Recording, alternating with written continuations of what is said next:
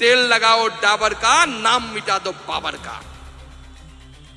तेल लगाओ डाबर का, तेल लगाओ डाबर का।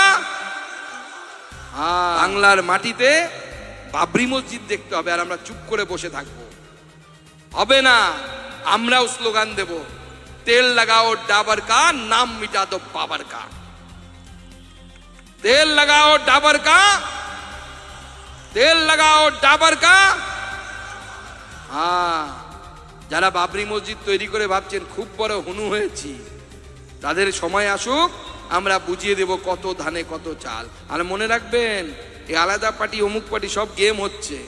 মুখ্যমন্ত্রী একটা জগন্নাথ কালচারাল সেন্টার করে মন্দির বানিয়ে দিয়েছেন, এবার এটাকে ব্যালেন্স করতে হবে। ব্যালেন্স করার জন্য ওনার 2-4টে এরকম লোককে ছেড়ে দিয়েছেন, তোহা সিদ্দিকী, এদিক থেকে হচ্ছে হুমায়ুন কবির, তারা গিয়ে এখন মসজিদ তৈরি করবে।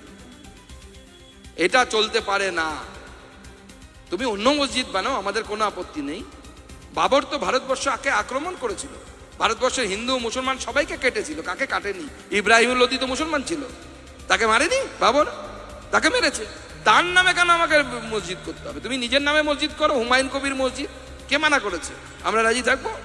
তুমি নিজের নামে মসজিদ করো, কেউ মানা করেনি। তুমি ঈশ্বরের উপাসনা করবে, ভালো কথা তো এটা, কিন্তু এই নাম আমরা মানবো না।